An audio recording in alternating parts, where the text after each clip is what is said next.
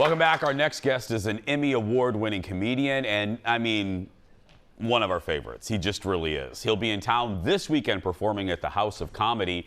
He would have joined us in person, but he's very important, people. He's very fancy. He has his job to do because, hello, he works for The Late Show with Stephen Colbert. That's right, classic excuse. Ladies and gentlemen, give it up for our friend Paul Mecurio, everybody. Hi, Paul. I'm very busy right now. Stephen, I can't dress you too. You're an adult man. You're Stephen Colbert. You're going to have to deal with it. Oh, hi. I didn't see you there. Paul, hello. Hello. Hi, buddy. How are you? I'm good. I want to be in person with you. I know. I know. I was excited because Paul always, you know, some big-time comedians, they do this crap. They do the Zoom stuff. Paul is a good dude. He comes in here, comes in studio, doesn't bring an entourage. It's just him. He's salt of the earth. So I thought you would be here. I was planning to be there and come on the show live, but tomorrow night, when I would be flying in, I'm filming an appearance on The Late Show. So I'm doing another appearance. Yeah. So. Yeah. And so this was the best thing that we could come up with, and I love the studio audience. Your audience is so great, and the energy, and the women undressing me with their eyes. It's just a great thing. And by the way, I love your sweater. It's very casual. It's a different look for you. I like it. Thank you. Yeah. Thank you. Yeah, it's a little, you know how it is. I mean, it's cold here, Paul. I'm getting cold. I think you should be wearing pants. That's a little weird, but whatever you're into. What the audience doesn't see doesn't affect them, Paul. That's right. Exactly. Hey, I want to ask you one little serious thing, and we'll get it out of the way. You told everyone, you've been very open about it. You have had long haul COVID. How the hell are you doing? I've been very tired from it. I'm still tired from it. But I'm better. But it was a strange thing when I got it before the vaccine, and you go in to talk to the doctor about the stuff you had, and the medical community didn't really know much about it, and they still don't. It's not their fault, but and you give them all the symptoms, like I've lost my taste and smell, and they go, yes, we've heard that. They had a checklist, literally, and I've got. I'm tired all the time. Yes, we heard that. And, you could say anything at that point. You'd be like, every Tuesday, frogs crawl out of my butt. Yeah, we heard that. Yeah. And it would be like, well, are they blue or are they red frogs? And I'm like, so it just got and then I was home a lot, and everybody in the house, my wife, my kid, and our dog Daisy, who has found me very annoying and wanted me out of the house as fast as possible. My dog finds me annoying. Every time I walk into a room, my dog gives me a dirty look, gets up, and walks into the other room. I am not making this up. She looks at me like, oh, this idiot again, and she walks into that room. And I will tell you that this dog has a weak sphincter, okay, Daisy. So she has to she does. So she has to take a pill twice a day. And God forbid, I raise my voice. My wife's like, okay, Daisy, she's going to get nervous and squirt a little bit. You look at my house, you come to my house, it looks like an assisted living facility, okay? There are wee pads everywhere. It smells like Desitin. I don't know where I'm living anymore. It's a mess. It's a mess. Oh. Speaking of a mess, my mother... Paul, I was just going to say that. How's your mom doing? Oh my God, she's 94 and will not go down. We try everything. Bad cheese, sour milk. I tripped her. She bounces back up like a little Italian weeble. She's just like this. We just closed her store, her furniture store, after 63 years. Okay? What? Yeah. Yes. She had a furniture store that she started in 1960 in a tenement house, okay? Very progressive woman. Okay, great. 63 years, she had to close the store. She goes, I don't want to close the store. I don't want to retire. I'm like, well, you're older, the eyes are going, the ears, we can't hear. Well, what am I going to do? I said, there's like a community center with older people. I don't want to go with older people. I go, you're old. What do you think? You're 24, you're going to go windsurfing with Taylor Swift? You're old. You're 94. Okay, Paul, stay right there. No, I got to keep going or I'm going to have a heart attack. You know, on the other side. Ted, roll the commercial. We'll be right back. More with our buddy Paul.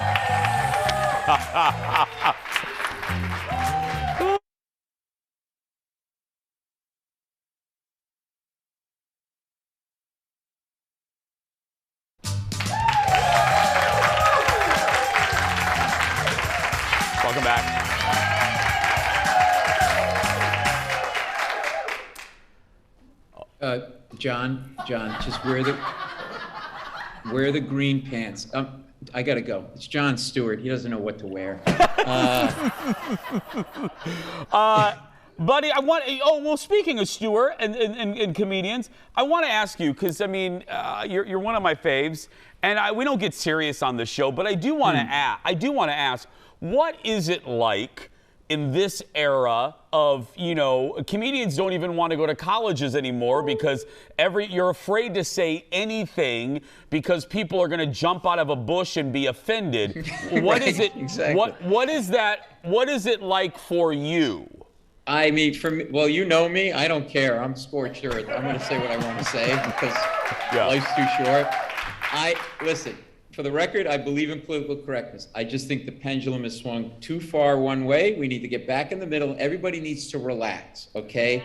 And for the starters, can we just stop reading into what other people say? Because I feel like just in life, not even in stand-up, people want to try to catch you like you said something wrong. My wife and I are walking our dog, weak sphincter Daisy, in the park, and she really does. I'm not making it up. And where we live, it's the law. You're supposed to have a dog on a leash, and we did. And this guy's dog wasn't on the leash. It was a big dog, scaring people. My wife couldn't be nicer. Goes, "Sir, excuse me, your dog should be on a leash," just like that. And he goes like this. Why? Because it's a pit bull? Like implying that we were racist toward pit bulls? And I'm like, no, because it's got a baby in its mouth. That's why. Because it has prison tattoos and it's packing nunchucks. That's why. Okay. And you can't even have innocent fun. Now, I know a lot of people in your studio audience and watching can relate to this. You either did this with your kids or when you were a kid, your parents did this to you. And you can't do this now. Every Halloween, my parents would dress me as a hobo. Yeah. Remember? Yes. They take daddy's old clothes, go, whatever. We didn't have money for costumes. You couldn't do that today. No. Because a hobo's a homeless person. It would be considered insensitive, and I get it. And it was a little weird if you think about it. Think about it. Our parents dressed us as homeless people. Yeah. Yes. And sent us onto the streets at night to collect free food. Free food. But I think the whole concept of trick-or-treating is weird to me now. It was like I'm collecting free food in front of real homeless people. It was like, and I never got candy. Every house I got baked beans and a harmonica. That was it. It was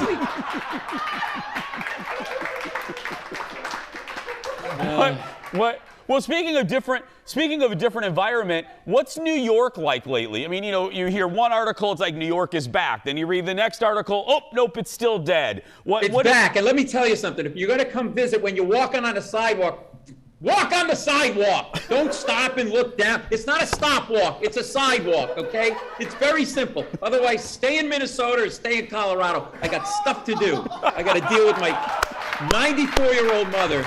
My mother, this is what we had to do. I'm sorry, I got to talk about my mother. So we had to close the store and furniture store, and we had to throw stuff out. So there's a lot of papers and stuff, right? So I'm throwing stuff out. This is how you have to throw stuff out with my 94-year-old mother. I throw a bunch of papers and articles and stuff away, and I turn back, and then I look back, and they're out of the garbage, and they're back on the counter where I threw them.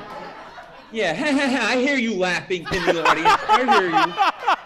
Because you're laughing because you do it or your parents do it. So then I go, oh, okay, I must have forgot. I thought I threw that out. So I throw it out again. I turn back, and it's there again.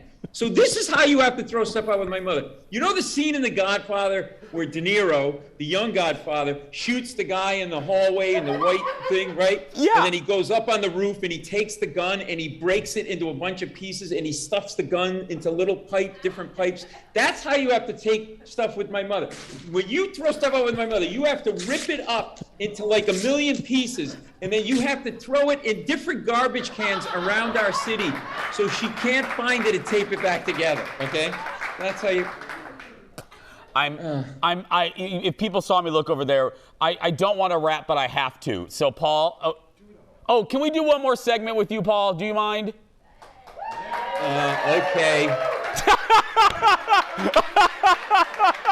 I know you're very busy. Okay, stay right there. The audience wants more of you. I want more of you. That sounded perverted, but you know what I mean.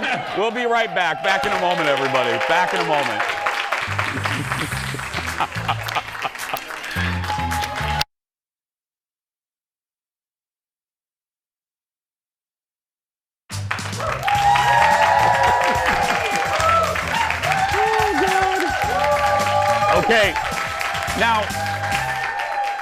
before we talk to him again, I want to. He's here for a reason, not just to make us laugh. But Paul, you can go see Paul this weekend at the House of Comedy, Friday and Saturday, 4 shows.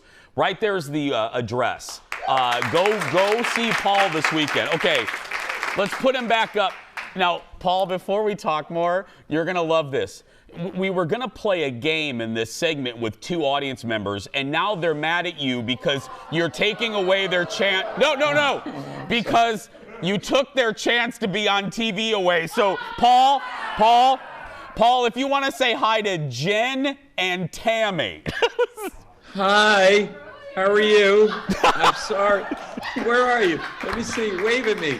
Wait. Which ones are you? Oh, hi. I'm gonna give you want free tickets to come to my show? Oh, yeah.